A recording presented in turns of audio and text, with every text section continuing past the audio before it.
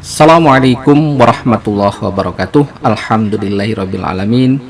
Asyhadu an la ilaha illallah wa asyhadu anna Muhammadar Rasulullah. Raditu billahi rabba wa bil islami dina wa bi Muhammadin nabiyya wa rasula. Rabbi syrahli sadri wa yassirli amri wahlul 'uqdatam min lisani yafqahu qawli. Senang berjumpa dengan Anda di mana saja Anda berada. Semoga keberkahan selalu untuk Anda dan keluarga Anda tentunya. Nah, kita kembali akan membahas tentang manajemen pastura ya. Kita mulai dari sejarah dan tinjauan yang menarik tentunya mengenai padang penggembalaan. Nah, apa itu pastura ya? Merupakan suatu sumber hijauan pakan ternak ruminansia ya. Bisa dalam bentuk sapi, bisa juga dalam bentuk kambing ya, ternaknya ya.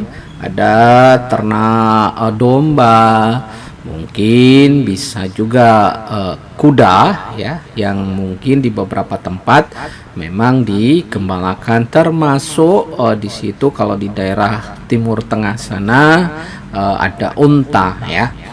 Nah, pemeliharaan ternak yang digembalakan pada pastura memberikan arti ternak memilih dan mengambil sendiri hijauan yang dimakannya.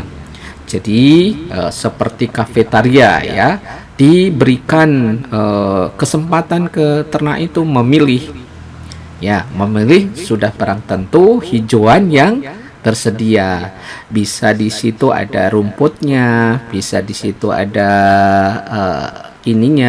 leguminosanya dan lain-lain. Dengan demikian, jika pastura itu baik, maka diharapkan produksi ternak akan baik pula. Jadi, kalau misalnya lahan atau padang pengembalaannya itu bagus, maka juga nanti berdampak pada produktivitas ternak yang kita pelihara. Sebaliknya, jika pastura dalam keadaan buruk, ya kurang terpelihara, seperti kebanyakan padang rumput alam, ya, maka produksi ternak juga tidak akan dapat meningkat atau tinggi, ya. Serta ada kemungkinan ternak mengkonsumsi hijauan beracun yang mungkin ada di sekitarnya. Jadi ada rumput-rumput liar yang potensial, yang survive di situ, yang bisa berkembang dengan bagus di situ, yang potensinya atau kandungannya bisa ada yang mengandung racun atau anti nutrisi ya bagi ternak. Nah, ini dapat mengganggu proses fisiologis dari ternak itu sendiri, sehingga pertumbuhannya secara umum akan terganggu. Secara naluri biasanya ternak itu punya semacam proteksi pada dirinya. Dia punya kemampuan untuk mendeteksi, oh itu tanaman beracun, oh itu tanaman yang bisa dikonsumsi secara naluri. Tetapi kalau misalnya tidak ada makanan yang lain, tidak ada pilihan dia untuk makan rumput tersebut. Ini jangan sampai terjadi ya. Sapinya atau ternaknya itu makan karena terpaksa, tidak ada pilihan yang lain. Mungkin di beberapa tempat tertentu ya, lagi paceklik misalnya, dia memanfaatkan ya tanaman yang ada di sekitarnya yang mungkin beresiko untuk terjadinya keracunan. Nah, pemanfaatan pastura lebih dikenal dengan istilah penggembalaan atau grazing ya. Pada proses penggembalaan ini banyak faktor yang perlu dipertimbangkan. Mengingat proses ini sangat kompleks, berbeda dengan sistem cut and carry. Jadi cut and carry potong dan dibawa, yang mana faktor mempengaruhi pertumbuhan hijauan atau maupun ternak mudah diatur oleh manusia. Jadi kalau sistem cut and carry ini, jadi kita potong hijauannya, dibawa pulang. Nah, bisa diatur baik pemberiannya, ya semuanya terkontrol. Mungkin yang kita bawa itu adalah jenis hijauan tertentu, bisa diatur.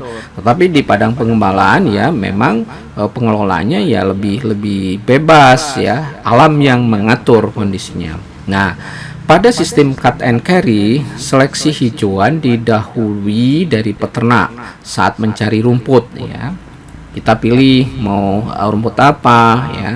Kalau misalnya kalau cut and carry itu rumput-rumput yang cenderung dia bisa tumbuh tinggi, misalnya rumput gajah, rumput raja, ya, rumput odot dan lain-lain, ya.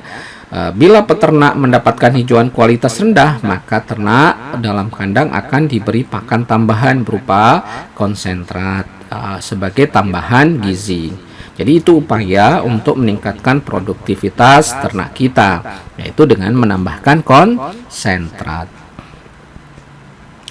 Kemudian satu-satunya faktor cekaman pada tanaman yang dipanen dengan sistem cut and carry adalah pemotongan oleh peternak.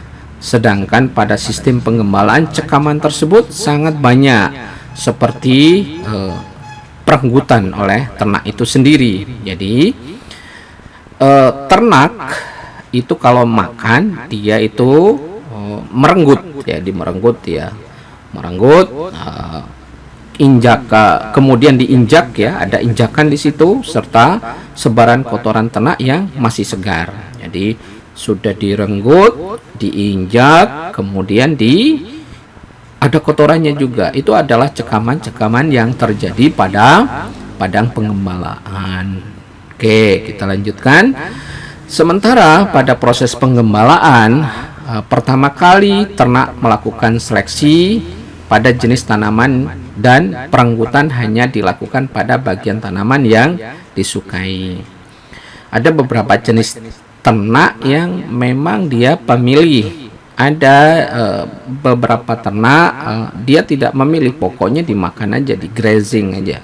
Nah, kegiatan ternak berjalan di pastura berakibat banyak tanaman terinjak dan bahkan sebagian tanaman juga dapat cekaman dari kotoran ternak yang dikeluarkan saat merumput.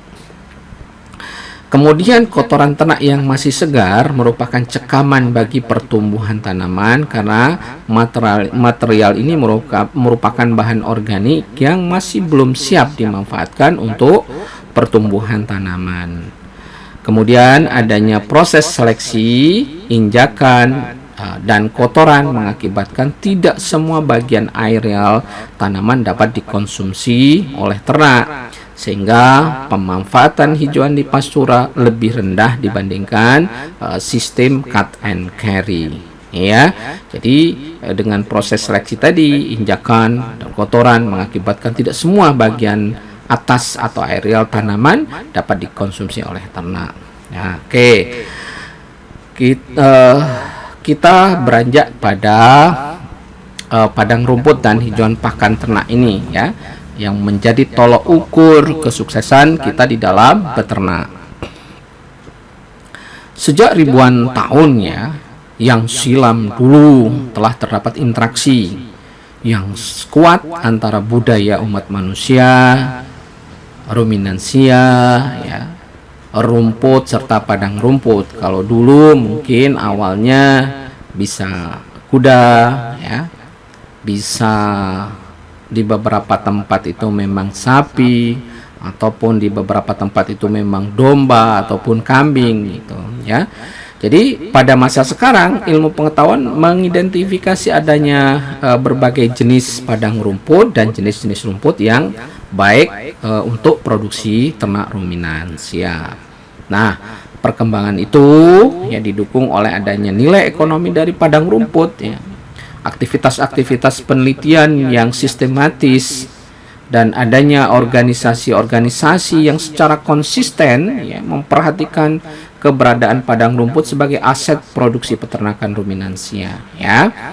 Jadi ini termasuk aset di beberapa tempat yang potensial di mana memang, ya, padang rumput itu menjadi andalan karena di satu sisi pengelolaannya itu lebih mudah ya, lebih mudah.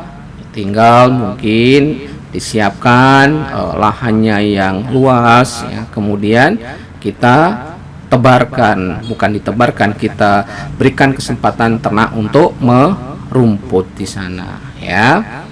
Oke, kita lanjutkan. Hal-hal yang tersebut di atas itu merupakan bagian dari uraian ya, yang tidak hanya mengesampingkan bahwa hijauan juga berperan dalam perkembangan budaya maupun pemeliharaan lingkungan hidup yang menjadi stabilitas kesejahteraan manusia. Memang tekanannya untuk sekarang itu banyak sekali, tidak hanya digunakan untuk kepentingan manusia secara umum, tetapi terjadi kerusakan lingkungan ya, pengrusakan lingkungan, tekanan dari berbagai ini ya, dari berbagai macam-macam tingkah laku manusia yang tidak mendukung ke arah sana ya. Misalnya terjadi kebakaran lahan ya, akan musnah padang rumput itu kalau misalnya terjadi hal yang demikian dan cepat meluas menyebar. Nah, ini menjadi kendala pada saat ini ya. Kemudian deskripsi tentang jenis-jenis hijauan pakan ternak yaitu rumput, leguminosa dan limbah pertanian juga disajikan di dalam kesempatan yang memang lebih luas gitu. Karena kalau saja hanya kita mengandalkan rumput atau legium atau dari padang rumput, untuk sekarang ini memang berat ya, harus dikombinasi dengan limbah pertanian yang ada di sekitarnya ya. Kadang-kadang kita tidak cukup dengan hanya sumber hijauan, kita butuh konsentrat untuk mendukung ya produktivitas ternak ruminansia tersebut ya. Seperti misalnya yang umum ya, yang menggunakan konsentrat itu adalah sapi perah misalnya. Pada produksi tertentu, misalnya kalau sudah di atas 25 liter per hari produksi susunya, itu mau tidak mau harus didukung dengan konsentrat ya. Protein dan energi disesuaikan dengan produksi tersebut. Apalagi dengan produksi yang sangat tinggi ya, misalnya sudah mencapai 35, bahkan ada di beberapa tempat sudah mencapai 40 liter. Nah, itu tidak akan terkejar kalau hanya diberikan hijauan saja. Jadi perlu disupport ya dengan konsentrat tentunya. Oke. Nah, bagaimana sejarah ini ya, perkembangan aspek dari hal ini ya. Misalnya sebelum Masehi, istilah padang rumput kiranya bukanlah hal yang asing untuk masyarakat sebetulnya. Mendengar istilah itu kiranya akan timbul imajinasi kita tentang suatu area yang luas ya dan datar yang ditumbuhi rumput-rumputan serta mungkin dilengkapi dengan segerombolan sapi atau ternak yang lain yang sedang merumput ya, bisa domba, bisa kambing, bisa apalagi, bisa kuda dan bisa unta dan seterusnya. Nah, dokumentasi sejarah memang menyebutkan bahwa hewan ruminansia sebelum dijinakkan dan diternakkan oleh manusia untuk diambil hasilnya adalah hidup dengan bebas dan merumput di padang rumput ya. Jadi dulunya sebelum didomestikasi mereka itu liar ya, hidup liar. Mungkin dulu hanya ditangkap untuk sekedarnya sebagai konsumsi ya, sehari-hari untuk kebutuhan mereka. Tetapi sekarang itu sudah secara komersial mereka melakukan pengelolaan ya, tata laksana yang baik supaya dicapai atau tercapai target-target yang dibutuhkan. Nah, ada beberapa ahli yang menyampaikan bahwa rumput-rumputan dan berbagai bentuk padang rumput selain mempunyai peran sebagai sumber pakan atau nutrisi untuk mendukung kehidupan ternak ruminansia, juga merupakan faktor penyebab perubahan budaya pertanian di berbagai belahan dunia. Ada yang mengintegrasikan ya antara tanaman pangan atau tanaman perkebunan dengan padang penggembalaan atau dengan rumput-rumputan tersebut ya. Nah, salah satu pusat perkembangan budaya pemeliharaan sapi pada berbagai wilayah dunia, termasuk di Eropa misalnya, adalah kawasan padang rumput alam yang disebut Stepa Euroasia, Eurosia Steppes ya.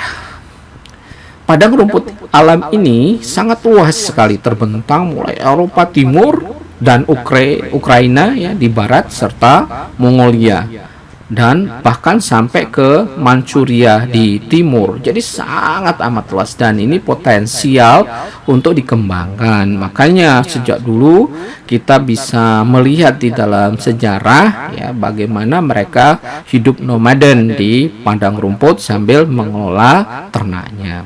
Ya, di beberapa tempat di sana ya sempat kami melihat ya peternak kambing gunung di dataran tinggi di daerah Iran berbatasan dengan negara tetangganya seperti di Afghanistan dan lain-lain yang di daerah sana ya.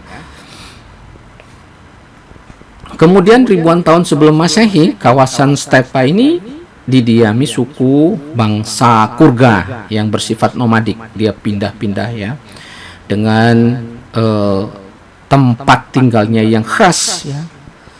Seperti ini, seperti apa? Seperti tenda tetapi dari kulit ya, kulit ternak. Setelah mampu menjinakkan kuda sehingga dapat ditunggangi dan dibiakkan kemudian, maka suku bangsa Kurga ini mulai menjinakkan kawanan sapi. Jadi setelah dijadikan alat ini, setelah dia mampu menaklukkan kuda, dijinakkan, didomestikasi, dikembangbiakkan, kemudian dijadikan alat transportasi dan alat untuk menjinakkan kawanan sapi. Ya, kita lihat, kita tahu bahwa kuda itu mempunyai kemampuan berlari yang lebih lebih kencang daripada sapi, sehingga bisa mengejar kemudian menangkap sapi tersebut. Bahkan lebih lanjut, jumlah pemilikan sapi menjadi ukuran kesejahteraan anggota masyarakat suku bangsa tersebut atau suku bangsa Kurga. Kalau dia atau suku itu atau seseorang di bangsa Kurga itu memiliki banyak ternak, itu dipandang menjadi seseorang yang mempunyai derajat yang lebih tinggi gitu ya. Kemudian pemeliharaan sapi ini bertumpu pada ketersediaan rumputan pada padang rumput alam yang dapat diakses sebagai sumber pakan, yaitu stepa Euroasia. Nah, karena stepa Euroasia ini secara periodik mengalami kekeringan ya, dengan perubahan iklim yang terjadi yang berakibat pada berkurangnya produksi rumput, maka suku bangsa Kurga harus melakukan ekspansi, jadi menyebar ke daerah lain untuk mencukupi pakan sapinya yang jumlahnya menjadi semakin banyak. Ini yang salah satu dampak kalau mereka memelihara, mengelola dengan baik, otomatis pertumbuhannya. Nah, kalau di alam kan ada predatornya ya, bisa saja terjadi di situ ada ada serigala ya, atau predator yang lain yang memang secara alamiah itulah yang terjadi ya, hukum makan memakan itu ya. Oke, ada predator yang lebih tinggi dia. Oke, kita lanjutkan. Sejak 4.400 sampai 4.300 tahun sebelum Masehi, dengan menunggang kuda, orang-orang Kurga bersama kawanan sapinya melakukan perjalanan mengikuti jalur-jalur padang rumput dan rumput alam tentunya ya, ke arah selatan hingga ke India. Coba bayangkan, itu sangat jauh sekali. Ke timur hingga wilayah Cina, ke utara hingga Kepulauan Balkan dan Skandinavia, ini juga sangat jauh, dan ke barat hingga wilayah Spanyol dan Inggris. Mereka menyebar untuk mencari rumput yang lebih baik ya, untuk konsumsi ternaknya. Nah, suku bangsa Kurga seperti layaknya koboi ya. Kalau di Amerika itu mereka di film-film kita melihat koboi ya pada abad 19 mempunyai superioritas militer yang bertumpu pada kemampuan untuk berkuda mereka itu. Mereka berkuda sebagai penunggang yang baik ya. Kemudian menggunakan kekuatan militer itu ya, atau suku bangsa Kurga menguasai teritori padang rumput dan dia di daerah arid di kawasan 4 musim tersebut. Jadi timbullah penguasaan sumber daya rumput ini, karena rumput ini sangat penting untuk kelangsungan ya, atau keberlangsungan hidup dari ternaknya. Siapa yang menguasai rumput dan mungkin di situ menguasai air ya, itu atau sumber air maksudnya, itu maka terjaminlah kehidupannya ya.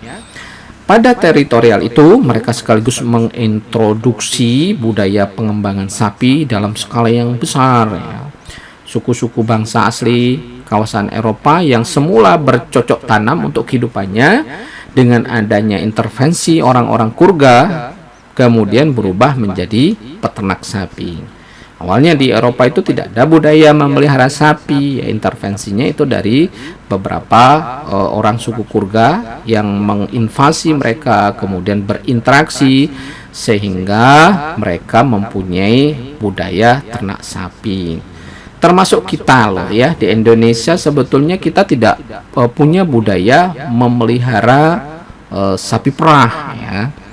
Sapi perah itu ada sejak Belanda. Belanda itu pengen seperti di daerahnya, di kampungnya lah, di daerah Nederland sana atau di Dutch ya. Mereka bawa ternaknya itu untuk kehidupannya di tempat yang baru, tentunya di Indonesia ya. Sampai 3,5 abad itu bukan waktu yang istilahnya sedikit ya, sangat lama. Dan akhirnya budaya sebagian di beberapa tempat itu mempunyai budaya untuk memelihara sapi perah dan mempunyai kebiasaan untuk meminum susu. Kalau kita lebih banyak minum apa?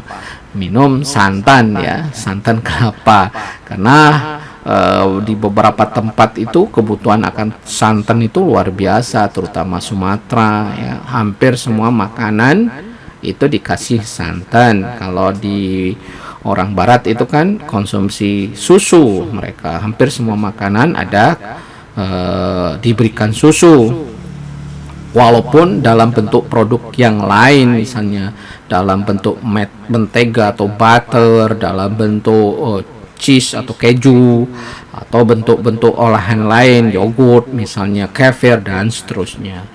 Nah, ini budaya yang mungkin sejak Belanda itu sudah tertanam di Indonesia. Nah, hingga saat ini memelihara sapi yang dilepas merumput di padang rumput menjadi budaya bangsa di Eropa. Ini berkat sejarahnya tadi, suku Kurga yang luar biasa, yang bisa menyebarkan ini ya, kebiasaan beternak itu ke berbagai macam tempat ya, dengan kemampuannya yang luar biasa. Nah, sekarang padang rumput ya.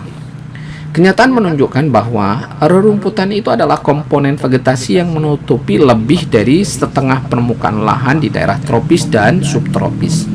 Kemudian padang rumput, kalau di Inggris disebut grassland ya, adalah tipikal dataran terbuka atau lahan yang ditumbuhi rerumputan tinggi atau rendah, disertai tanaman dengan tidak ada atau ada sedikit tanaman perdu pepohonannya.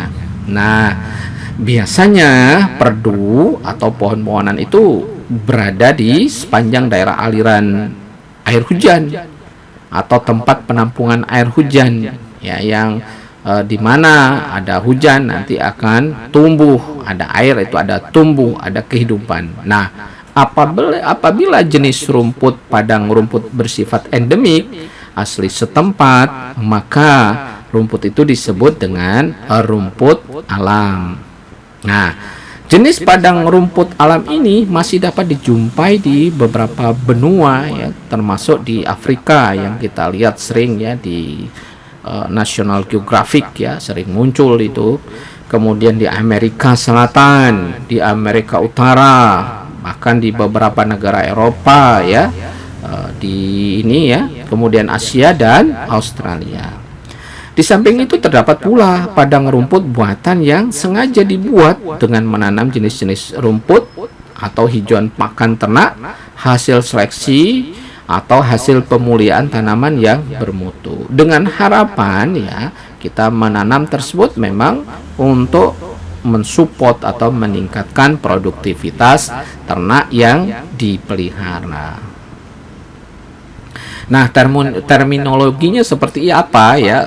Pada tahun 1966 beberapa peneliti ya mengusulkan bahwa penggunaan luas kanopi atau kanopi cover ya dari pohon-pohon dan tanaman semak serta perdu sebagai kriteria padang rumput. Nah, usulan ini mendefinisikan bahwa padang rumput sebagai area yang didominasi rumput-rumputan namun terdapat pula pohon-pohon ya. Pohon-pohon, tanaman perdu serta semak secara menyebar atau mengelompok dengan luas kanopi tidak lebih dari 2% dari total area. Itu ada yang mendefinisikan seperti itu. Nah, apabila kanopi yang dimaksud luasnya berada di antara 2 sampai 20%, maka area tersebut didefinisikan sebagai padang rumput bertanaman kayu-kayuan dan semak atau bush and wooded grassland seperti itu. Kalau lebih dari 2 sampai 20%. Namun ya antar lokasi atau ekologi dijumpai hamparan padang rumput dengan komposisi antara rumput, semak-semak, pepohonan yang beragam hingga memerlukan terminologi tertentu untuk menyebutnya. Ya, jadi beberapa hal yang terminologi nanti kita lanjutkan pada kesempatan mendatang. Untuk sementara kita cukupkan sekian dulu ya. Salam sehat, salam bahagia, tetap semangat. Nasrum minallah wa fatun qarib. Wassalamualaikum warahmatullahi wabarakatuh.